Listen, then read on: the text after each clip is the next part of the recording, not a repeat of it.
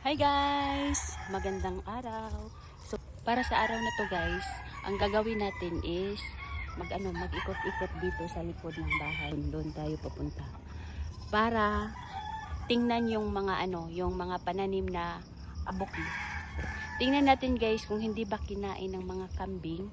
Kasi mayroong mga alagang kambing dito yung tata ko doon sa may dulo. Tapos tingnan natin. Tapos guys, tingnan nyo, ang dami naming pananim na lemongrass sa likod ng bahay. O, ayan. Sinadya talaga tong itanim guys, kasi para minimize din sa mga ahas-ahas guys ba. Kasi diba malapit sa bahay namin. Kaya dito guys, i-check natin.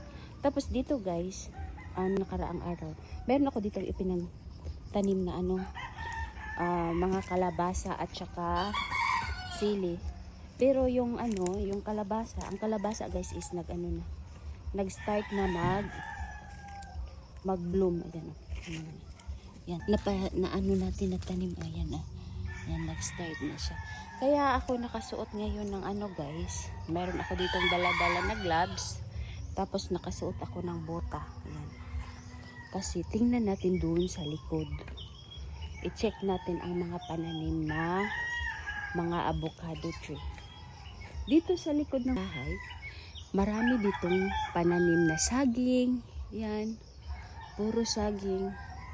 Kasi alam nyo guys, pag marami tayong saging, madaling ibenta guys. Dalhin lang sa palengke. Ay nako. Talaga for sure, marami ang bumibili.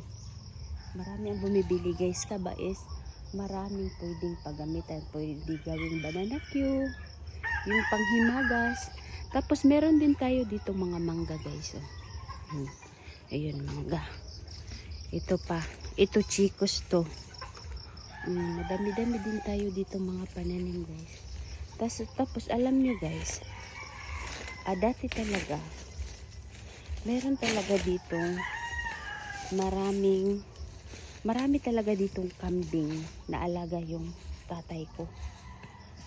Tapos nag-stop guys kasi yung mga pananim hindi talaga maiwasan hindi ng mga alagang kambing.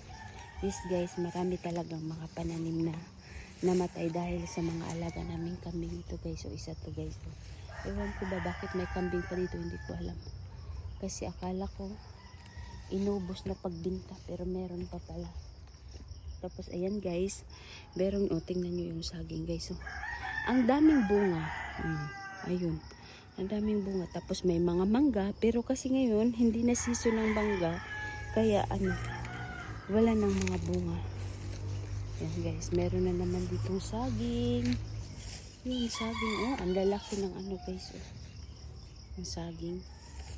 Ang lalaki ng bunga. Kaya pag may mga pananim tayong mga saging sa likod ng bahay, ay naku, tsak yun. Pera agad yun. Yun. Ito guys. Dito lang muna tayo guys. Mag-ikot. Chicos to. Tapos ito may mga bunga na yung chicos. Marami din to guys. Kaso, ang chicos, pag ibenta mo, sobrang mura. Mura siya. Tapos, maraming proseso ang gagawin bago ka makabinta. Kasi kailangan pang linisin. Ayun, brush pa. Kasi hindi din tinatanggap sa palengke pag hindi mo nilinisan ba. Ayan. Ayan, ito pa, mga puno ng saging. Sobrang dami guys. Ang daming puno ng saging dito. Ito puno dito ng kawayan. Guys, puno ng kawayan. Ayan. So guys, mag-ikot-ikot lang tayo dito guys. Kasi nga, matagal na ako dito nakatira. Pero hindi ko pa talaga to dito naikot. Ayun, may bahay pa doon. Sa dulo guys, may bahay. Tapos may mga kambing sila. May mga alaga silang kambing guys. Ang dami din. Kami dati dito madami. Pinagbibenta na. Bininta na, ibininta. Yan guys, oh, sobrang ibinibinta tong mga saging na to. Ang ginagawa ng tatay ko at saka yun nung nakatatanda kong kapantid, ipinagbibili nila ng ng feeds ng mga manok. Kasi mayroon sila, madami silang alagang manok pang sabong.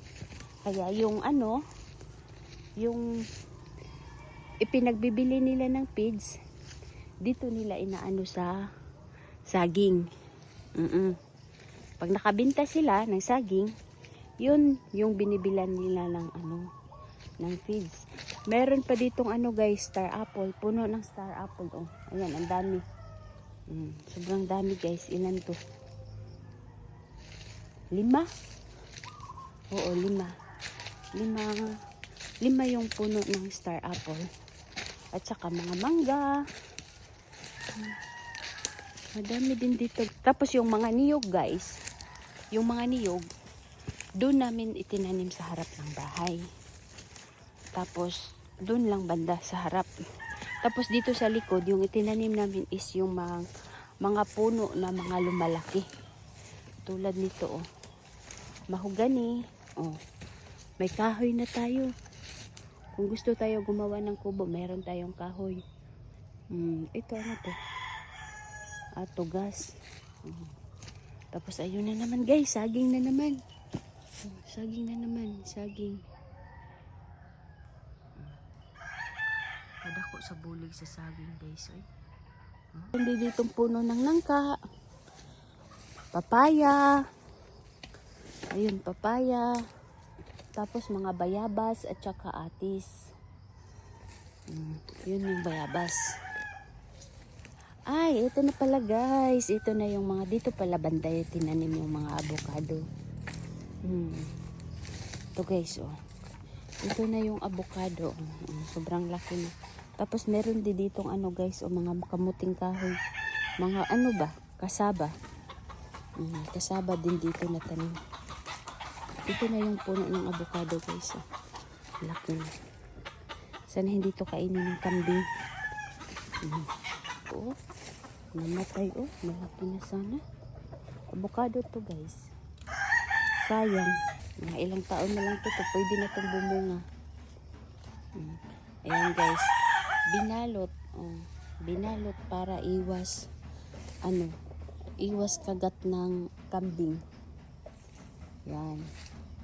Ito guys, malalaki na guys. Diba? Ayan. Tapos meron din doon sa harap ng bahay. Nagtanim puno ng namin guys. Avocado. Sobrang sarap nito guys. Sobrang sarap ng avocado na to. Tapos sa baba naman itong mga puno na malalaki. Ayan, mga mangga yan dyan. Ayan. Avocado. Pero mas marami ang mangga. Is yung mga manok na pangsabong. Guys, kung gusto nyo bumili nito guys, PM lang kayo.